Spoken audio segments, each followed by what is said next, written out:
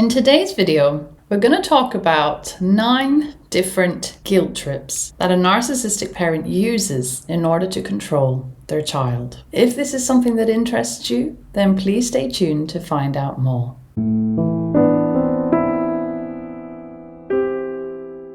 Now, what do we mean by a guilt trip? Well, when a narcissistic parent wants their child to do something for them, they will say something that will create guilt in their child. And they don't necessarily use guilt as overt aggression, but they use it through emotional manipulation. And this keeps the child compliant, self-blaming, and focused on the parent's needs. Now, if you are the child of a narcissistic parent, one important thing that I want you to know, if you feel guilty around a narcissistic parent, this does not mean that you actually are guilty. Also, you are allowed to disappoint your parent, and this doesn't mean that you're not a good person. You can still love your parent and also disappoint them. And because you don't know what a healthy parental-child relationship looks like, it's important that you keep these things in mind. Now, the first guilt trip I want to talk about is the "after all I've done for you" guilt trip. So many parents will say exactly this to the child: after everything I've done for you, you can't do this one thing for me. When a narcissistic parent does this, it's to remind the child of supposed debts and to create a sense of obligation.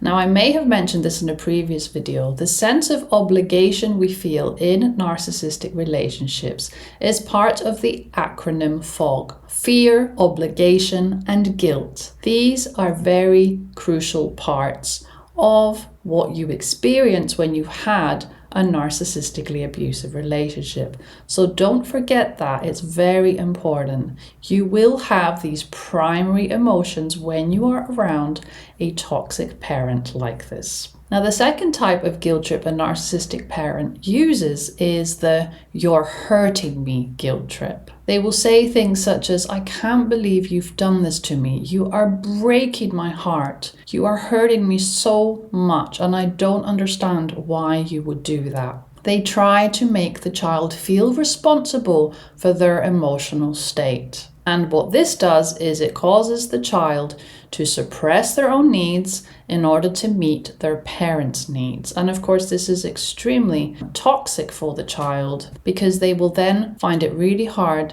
expressing their emotions safely when they are adults, when they're in an adult relationship. They won't feel safe enough to express their needs with a partner, with friends, or to speak up for themselves in a work situation.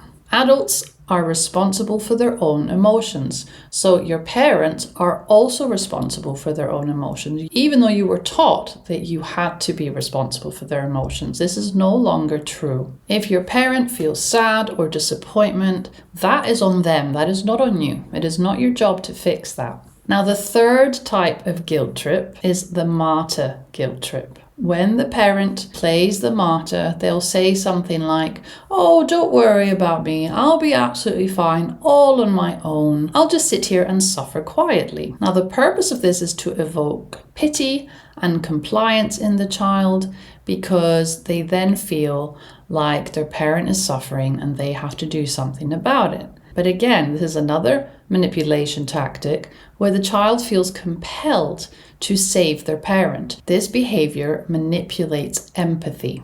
The parent chooses helplessness to control their child through guilt. Now, the fourth type of guilt trip a narcissistic parent uses is the bad child guilt trip. They will say things such as, "Good sons or daughters don't treat their parents like that." They'll say, "You are so selfish for treating me like that." So they will shame the child into obedience by linking disagreement with moral failure. And of course, the child internalizes the belief that asserting their boundaries means that they are bad or unloving.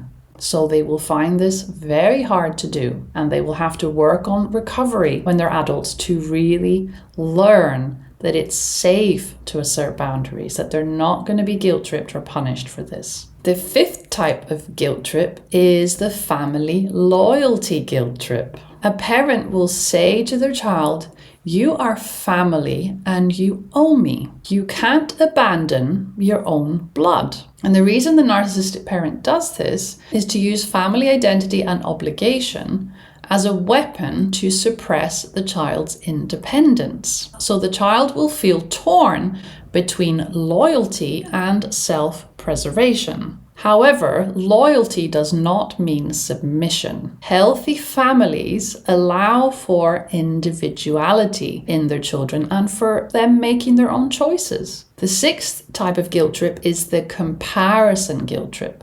So your narcissistic parent will compare you to your brother or your sister who is doing much better. They will say things like, "Your brother or sister would not treat me like this. Why do you do that? Other kids call their mums every day. Why don't you?" So these sort of statements create guilt by comparison, and they create competition and shame in the child. That in turn will make the child feel really inadequate, and they will always strive for unattainable approval. That parent, however, is never going to give them that approval. Now, the seventh type of guilt trip is the conditional love guilt trip. They will ask for favors. They will ask for things from their children. They will treat them terribly unless that child is obedient, unless that child does exactly what the parent wants.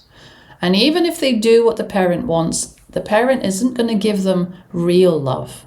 This love, of course, is conditional. This love is dependent on whether the child obeys the parent. And that is not what healthy parenting looks like. The eighth type of guilt trip is the moral guilt trip. A parent would say to the child, "A good person wouldn't do that," or "You should always put others first."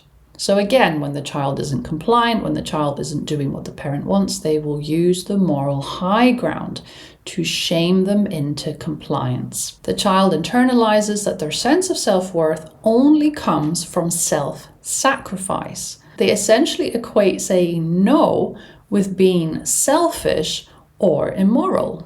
And this is what you see when somebody becomes a people pleaser, when somebody finds it hard to say no.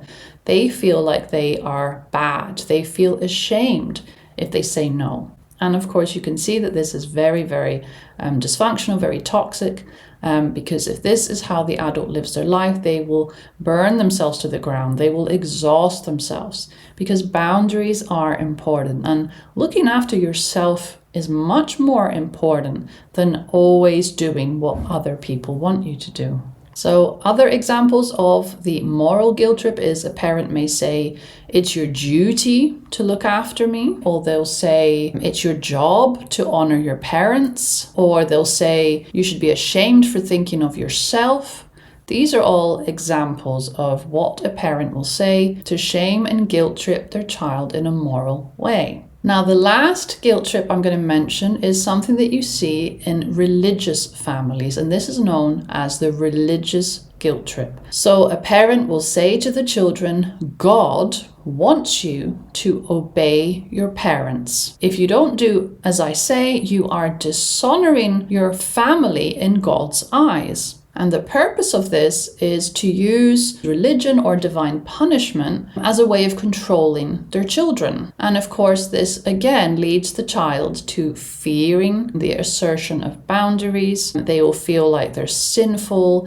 They will feel condemned. They will feel like a bad person, because they're not doing what a good Christian child should do, because they are going against God's will. These things are abusive, because in a family, religion, yes, can be important. However, if it is used to manipulate and control, this is very toxic. True spirituality is supposed to be based on love, not fear. And a healthy faith in any type of religion usually nurtures conscience, not control. Now, if you find yourself in a relationship with a narcissist, especially a narcissistic parent, I really hope this video helped you. You could resonate with it. And if you'd like to share your experience in the comments below the video, please do so. Thank you so much for watching, for listening as always, and I will see you very soon in my next video.